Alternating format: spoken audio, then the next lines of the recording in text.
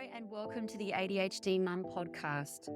I'm here to make sure you know you are not alone. This is a safe place where we can talk openly about our struggles with having ADHD, being a mum, and dealing with life that is a little outside the box. We are real people with real stories who want to be able to laugh and strive to be better than what we were yesterday. On this show, you can expect to laugh, hear vulnerable discussions, and learn why things are the way they are for mums with ADHD. No two humans are the same, no two diagnoses are the same, and no two stories are the same. We have a lot to learn and a whole lot to look forward to on this podcast. This episode, we're going to be talking about hyperfocus.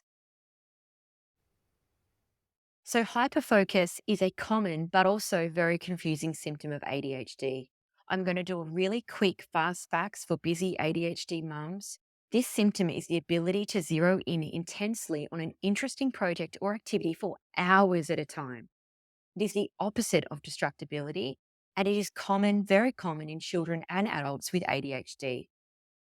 People with ADHD actually have a really dysregulated attention system. They can focus, they just are focusing on what they want to focus on rather than what they should be focusing on. And it's hard to move tasks. Like distractibility, hyperfocus is thought to be the result of abnormally low dopamine, which is particularly active in the brain's frontal lobes. The dopamine deficiency makes it really hard to shift gears, to take up boring but necessary tasks. Think about you doing something that you really enjoy. You need to wash the dishes. People with ADHD find it incredibly difficult to move from one task to the next, particularly when the next task is not very exciting. These changes in the brain control the sense of reward, which can lead to hyperfocus. You might find a task so interesting, so rewarding that you just can't move on. Children and adults with ADHD have difficulty shifting from attention from one to the other. They'll persist with the behavior far after others would have normally moved on to other things. And the brains of people with ADHD are drawn to activities that give instant feedback. A lot of scientists, writers, and artists have ADHD and they have successful careers. And a large part of that could be because they are able to focus on what they're doing for hours at end.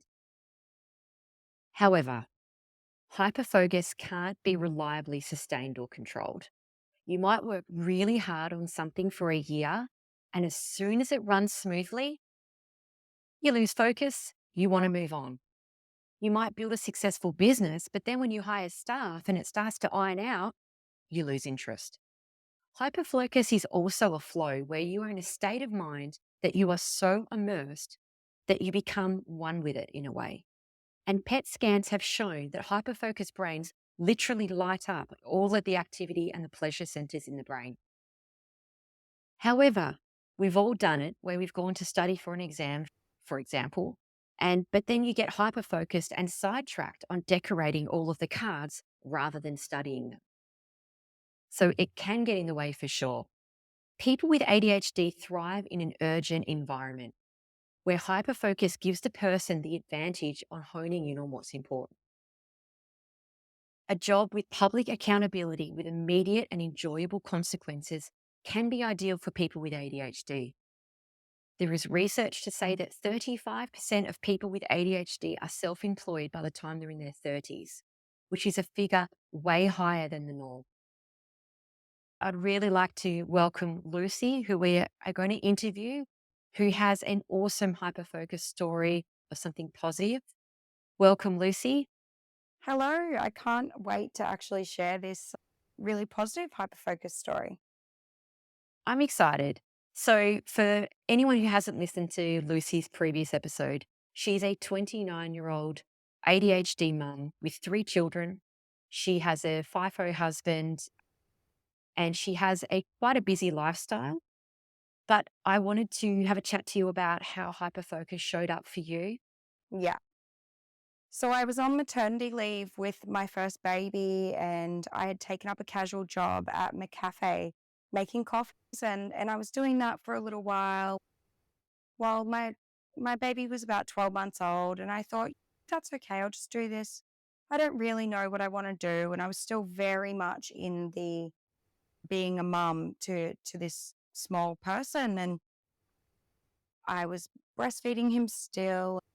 And I spoke to my husband and said, it's getting really difficult getting up at 5 a.m., going to work, having to leave him with my mom and dad. And he was still breastfed. So I'd be at work, I'd get home, he'd want to breastfeed again.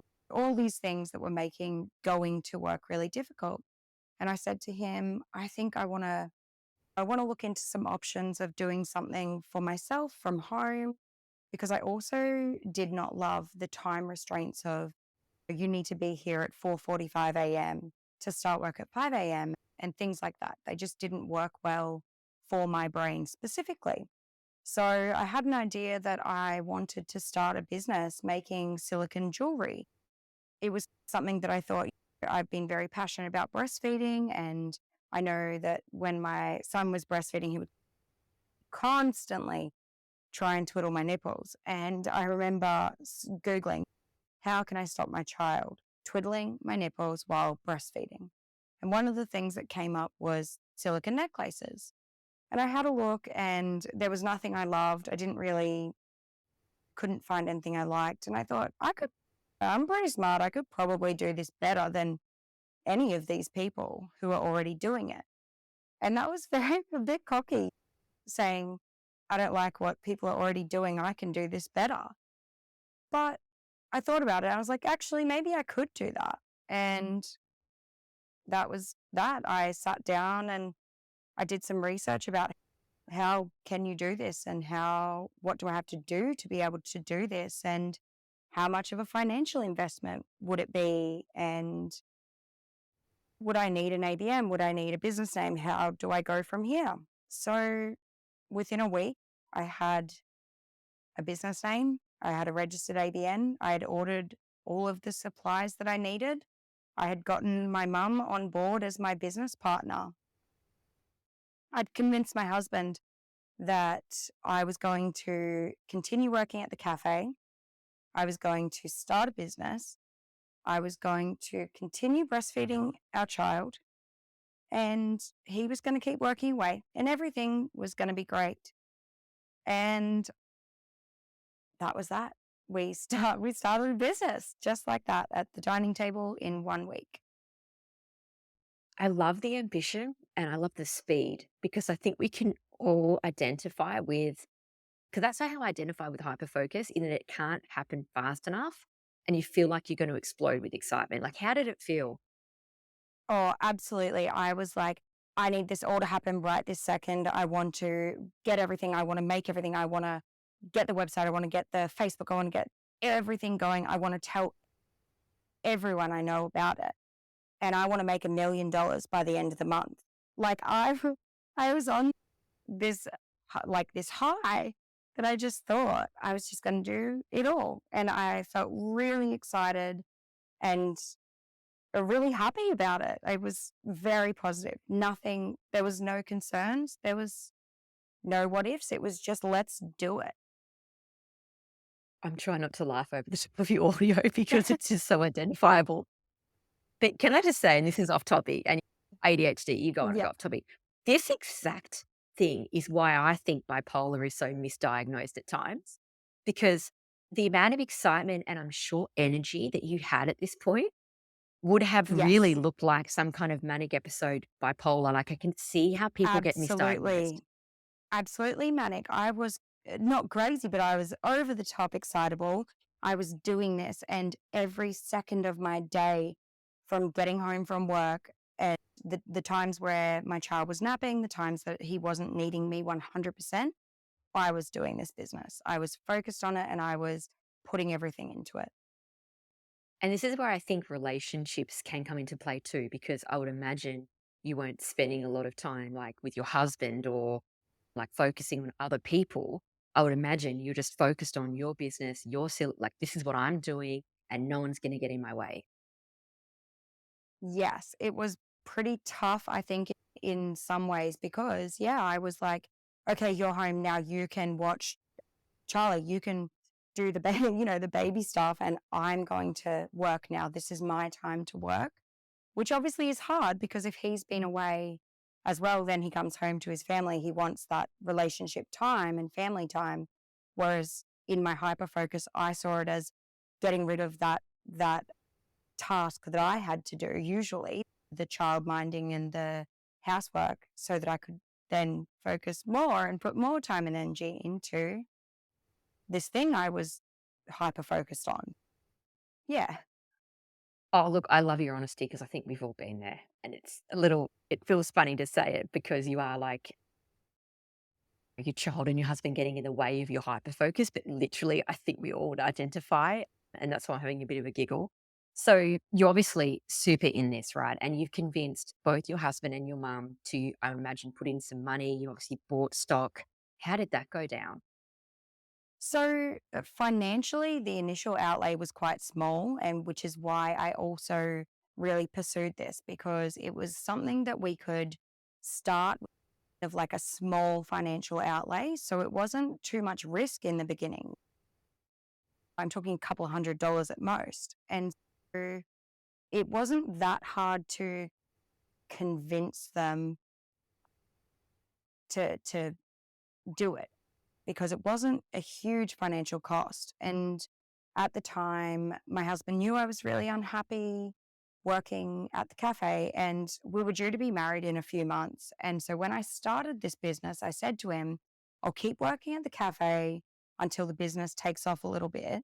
But my plan is then to quit that job, focus on the business, and be able to be at home. The great thing about my husband is that if I told him I wanted to be a brain surgeon, he would back me 100%. If I told him I wanted to build houses, he would back me.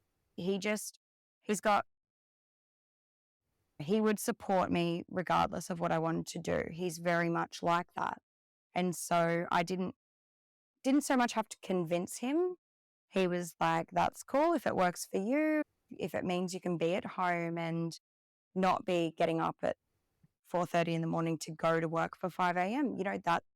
That's it.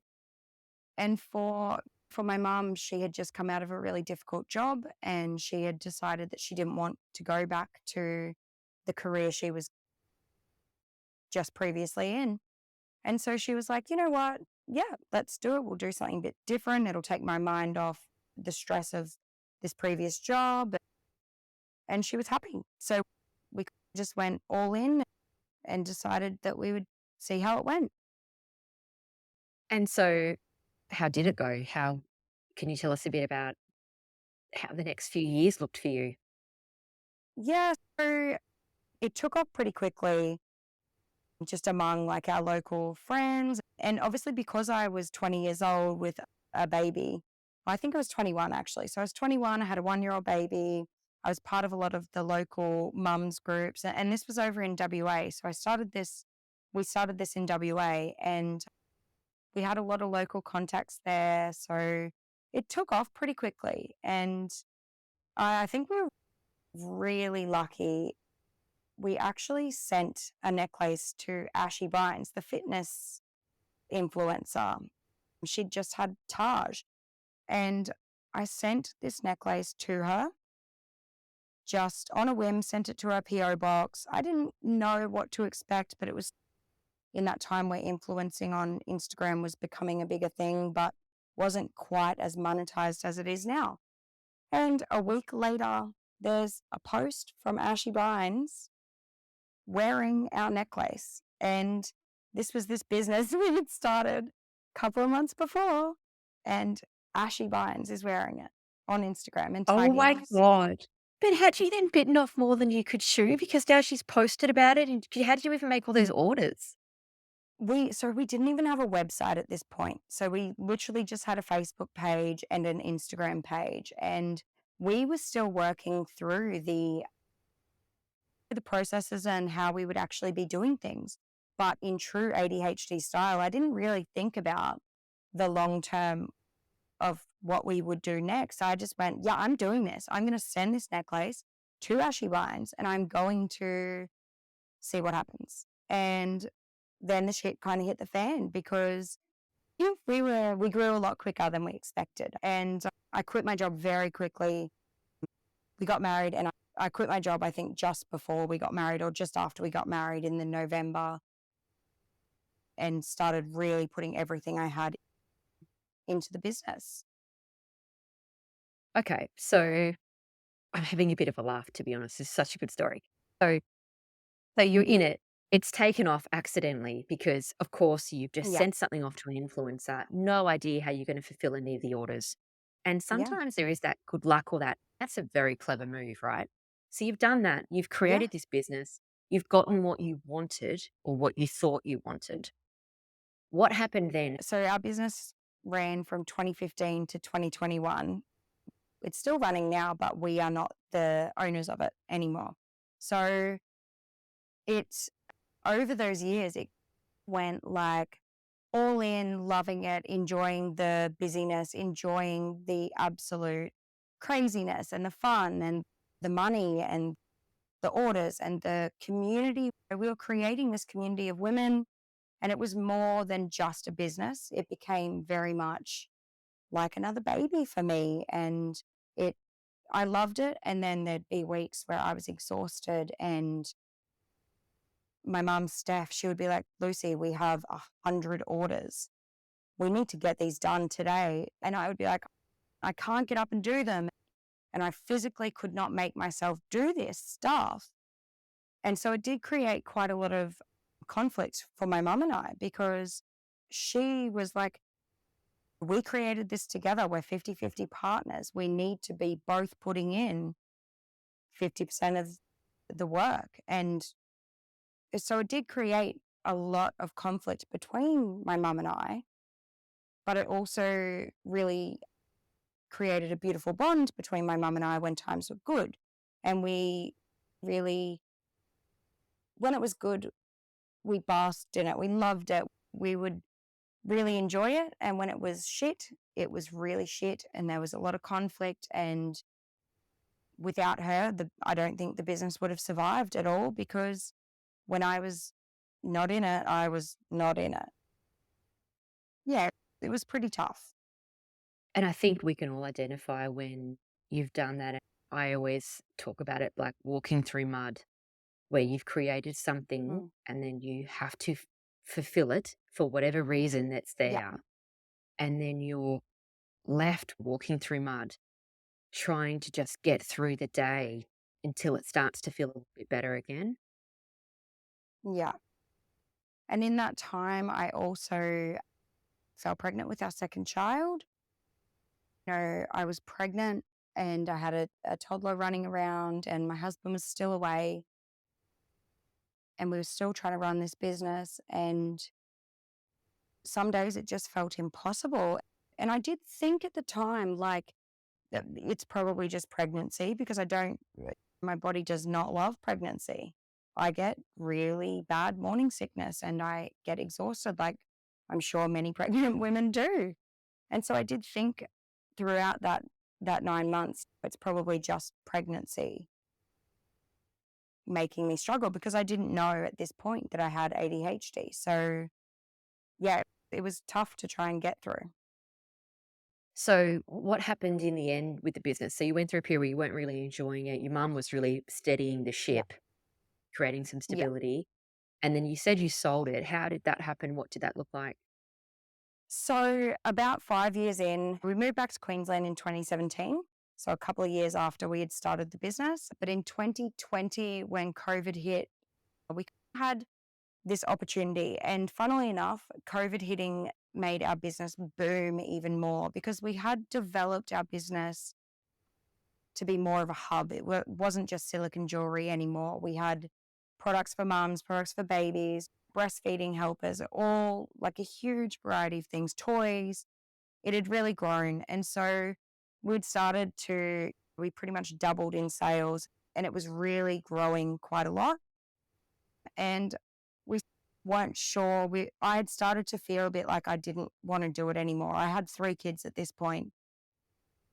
I had my third child was 6 months old, and I just wasn't sure how I could continue with this any longer. So we at a crossroads and we didn't know what to do, but we thought, we have got some really good sales and income right now. Why don't we ride this wave and see where we land? So we actually went all in, and we hired we leased a warehouse space. And so we leased this warehouse. We grew our business quite significantly, put a whole lot into it, and a whole lot. And financially as well, this is when we put in, after 5 years of not having to put in, it now we were paying for it, and lots of time, lots of energy, lots of money, and lots of support from our husbands and our families. We put everything in. After we had done this, I went, oh, that was a mistake, because I didn't want to do it anymore. And it got to the point where I was like, I am so done with this that I don't know how I will get up and do this another day. And so I had a chat with my mom, and I spoke to her and I said, do you want to buy me out of the business? Would you like to buy me out? Because I can't do it anymore. And it was a really difficult conversation. It was really hard. I'm sure it ended in a lot of yelling and swearing. I'm pretty sure. I can't remember exactly. I tried to, but we talked about it. She didn't want to run it without me. I couldn't run it without her. We decided that the best way forward was to sell the business. So after 6 years, it was really actually really nerve-wracking, because we'd built this business. It was a six-figure business. It wasn't just this little business anymore. And I remember I drafted the Instagram post, and it said, expressions of interest, we're going to sell this business. And we sat there thinking, what's going to happen? Again, ride the wave. We're either going to have an offer and we're going to sell this business, or we're not. And if we didn't, we were going to have to keep running it, because we had invested so much, and we had still so much stock and so much money, and we had this lease on this warehouse. So I hit post, and within 5 minutes, we had so many inquiries on our business and serious offers on our business. First off, congratulations, because I think only other people or other mothers, other women with ADHD know how hard it is to push through. And that Yeah. pushing through is something that not everybody can do, in my opinion. And I think that success is bred off that pushing through when you just don't think you can do it anymore. I've been in business for a long time, and I've been to that point so many times, which is why I identify so strongly with that story. So you went and sold. Were you happy with the price? How did it feel? We had this offer. It was a serious cash offer. So it was quite appealing to us, because it was like very clean cut. And I remember crying and being like so relieved that it was over. So relieved. Oh, I can so identify with that. The relief that it's no longer continuing. The one thing I was really interested in, what would be your opinion on how long it was a hyper focus versus how long it was a job or a business that you had to do? Again, I think that came like a roller coaster. So there were times when I was super passionate, super hyper focused throughout that 6 years. And there were times when it was the biggest chore I have ever done in my life. I would have rather climb Mount Everest than make orders for a day. So I think it came and went. So with ADHD, a lot of people, just women or not just mothers, find that they then get hyper focused on something different. Did you ever at that point within the 6 years go, oh, actually, I think I just want to work at a library because that would make everything better? Or did you start another hyper focus Yeah. within it? So not while I was doing it, because I was completely tapped out, and I understood my limits at that point. Not during, but towards the end, when I had decided I didn't want to have the business anymore. I had decided I was going to be a midwife and a lactation consultant. And so, and throughout the business, that had been my focus and my goal as well. I've had three babies, three very different breastfeeding journeys. I've had three different births. Part of my like the business was, it wasn't just a business. I was on there every day on Instagram talking about my life, my children, my breastfeeding journey, my parenting, everything. And so it was really more than just selling products. And that whole time I knew that I did want to do midwifery. I wanted to be a midwife. I want to help people breastfeed, but I didn't do it during that time. Throughout it, I was researching what I needed to do to be able to achieve those goals, but nothing was attainable short term. And so the ADHD in me went, no, I'm not going to do it then, because if I can't do it in the next 5 minutes, I'm not doing it. That is so funny. That is so funny. So it's like you've got a big passion in the breastfeeding mum, baby, child area that perhaps you channeled Yeah. it in something that wasn't quite the right fit for you.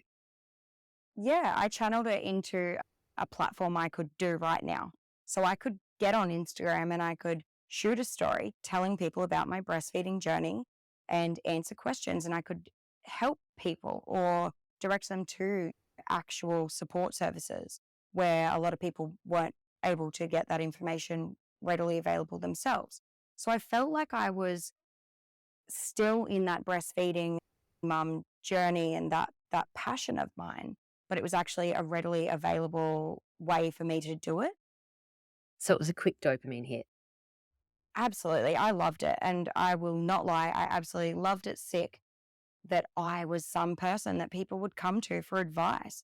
And I laughed because I thought, who the hell am I to be giving any advice? Like, I am just somebody who had these 3 kids and breastfed them, and I'm just trying to help these people. But it did make me laugh sometimes that I was important to people, or, that made me feel really good.